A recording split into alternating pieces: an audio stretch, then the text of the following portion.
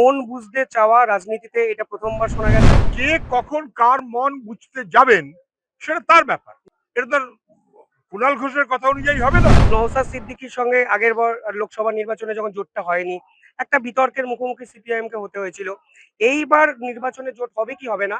এই জোট অস্বস্তি কি বামেদের পিছু ছাড়ছে? থিসিস অ্যান্টিথিসিস না থাকলে কখনো সিনথেসিস হয় না। তবে হুমায়ুন কবির এত গুরুত্বপূর্ণ একটা ফ্যাক্টর হয়ে যাচ্ছে রাজ্য যেমন রাজনীতিতে, অ্যাকসেপ্ট করতে হবে আমি তো জানি না, আপনাকে? যারা তৃণমূলের পুরনো লোক তারা বুঝতে পারছে যে তৃণমূল আসলে কোনো দল না, একটা সার্কাস পার্টি। তৃণমূলের পুরনো লোক।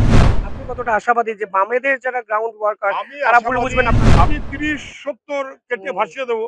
আমার মনে হয় না যে বাংলার মানুষের কাছে ওর কোনো রাজনৈতিক বিশ্বাসযোগ্য। নমস্কার, আপনারা দেখছেন দ্য ইন্ডিপেন্ডেন্ট বেঙ্গল। আমি শিবম। রাজ্য রাজনীতি তোলপাড় একটি বৈঠক নিয়ে সোশ্যাল মিডিয়া থেকে শুরু করে রাজ্য রাজনীতির বিশেষজ্ঞরা রীতিমতো বিশ্লেষণ করতে বসেছেন মোহাম্মদ সেলিম এবং হুমায়ুন কবিরের বৈঠক নিয়ে। যদিও সেই বৈঠক গোপন থাকেনি, প্রশ্ন তুলে দিয়েছে অনেক কিছুরই। আর এই নিয়ে আমাদের সঙ্গে কথা বলতে এই মুহূর্তে উপস্থিত আছেন সুজন চক্রবর্তী। প্রথমে দ্য ইন্ডিপেন্ডেন্ট বেঙ্গলে স্বাগত। একটি বৈঠক, গোপন বৈঠক হওয়ার কথা ছিল, ছবি ভিডিও মার্কেটে চলে এসছে, একটু অস্বস্তিতে পড়লো কি দল? তো আপনি যতটা জানেন আমি তো ততটা জানি না। একটা বৈঠক হওয়ার কথা ছিল, গোপন হওয়ার কথা ছিল, প্রকাশ্য হয়েছে, এত শব্দ আমি জানি না ভাই।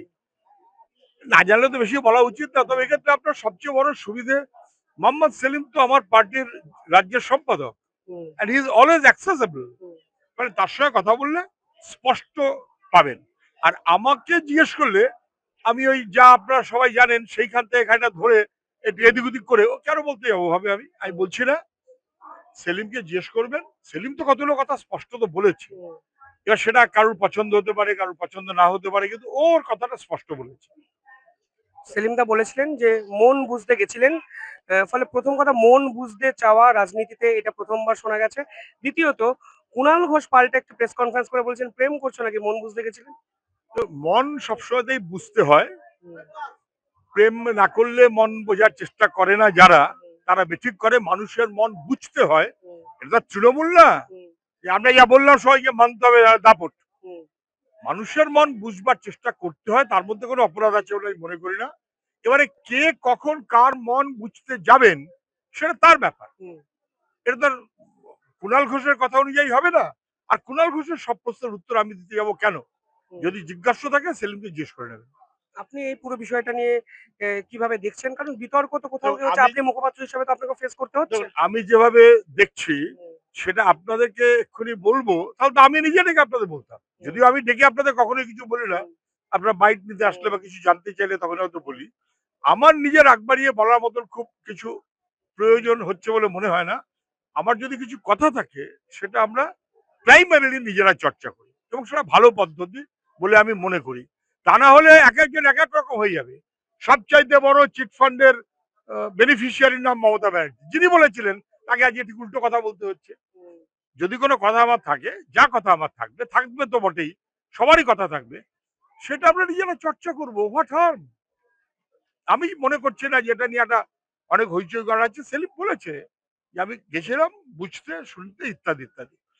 গেছিলেন এটা অন্তত বুঝেছেন। হুম, এবার আপনাকে ধরে নিয়েছেন গোপনে যেতে চেয়েছিল, প্রকাশ্য হয়ে পড়েছে। আমার মনে হয় ওগুলো খানিকটা ধারণা হয়ে যাচ্ছে। হুম, ওকে কথা বললে ও অ্যাক্সেসিবল টু প্রেস, হুম। সব জেনে নিতে পারবেন যা জানার। কোথাও কি হুমায়ুন কবির এত গুরুত্বপূর্ণ একটা ফ্যাক্টর হয়ে যাচ্ছে রাজ্য যেমন রাজনীতিতে, অ্যাকসেপ্ট করতে হবে আমি তো জানি না আপনাকেও? কে কি মনে করছেন, কিন্তু যে হুমায়ুন কবির হুম, কংগ্রেসের এমএলএ, হুম, সেখান থেকে তৃণমূলের চলে গেলেন, সেখানে গিয়ে তৃণমূলের নেতামন্ত্রী হয়ে গেলেন, তারপরে আবার দল ছেড়ে ফের কংগ্রেসে আসলেন, তারপরে আবার দল ছেড়ে বিজেপিতে চলে গেলেন, তারপরে আবার দল ছেড়ে তৃণমূলে এসে গেলেন, এখন আবার তৃণমূল ছেড়ে কি একটা কি উন্নয়ন পার্টি না কি একটা কি খুলেছেন, হুম, এবং তার সঙ্গে একটা বাবরি মসজিদ গোছের কিছু একটা ভাবনা ওর আছে হয়তো। হুম, আমি জানি না এটা এমনকি মুসলিম সমাজের মানুষের সবাই সঠিকভাবে মনে করছেন কিনা আমার সন্দেহ আছে। তারপর এইসব কি 30-70 কেটে হুম, ভাসিয়ে দেবো। আমার মনে হয় না যে বাংলার মানুষের কাছে ওর কোনো রাজনৈতিক বিশ্বাসযোগ্যতা আছে। বিশ্বাসযোগ্যতা না থাকলে কথা বলা যাবে না, কথা বললে হুম, সে বিশ্বাসযোগ্য হতে হবে, হুম, সবসময় তা নাও হতে পারে। হুম। বিশ্বাসযোগ্য আছে বলে আমি মনে করি না। আমার ধারণা মানুষ মনে করে না। এনিহাউ, তিনি কথা বলতে চাইলে কথা বলবেন না কেন? আমার কাছে রোজ যত লোক আসে সব লোককে কি আমি চিনি কি পছন্দ করি? আসলো কথা বলতে। আমি দাঁড়িয়ে আছি এই বইমেলায়, কত লোক এসে আমার সঙ্গে ছবি তুলছে।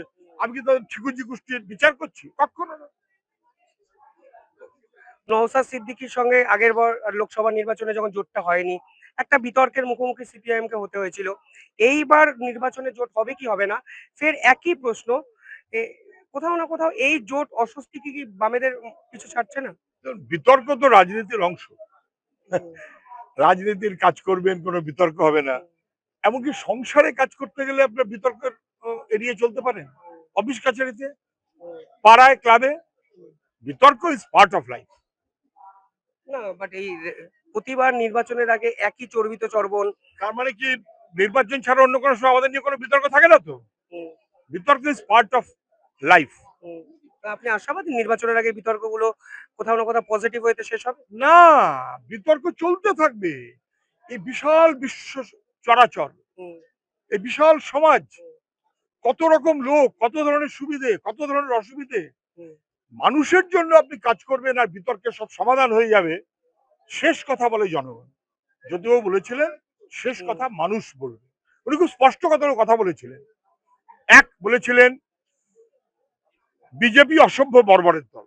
হুম, বিজেপি অথবা বিজেপির মতন করে যারা সাম্প্রদায়িক হুম, শক্তি নাড়াচাড়া করবে, হুম, তারা নিশ্চয়ই তার থেকে বুঝবেন হুম, যদিও ওর মনোভাব কি।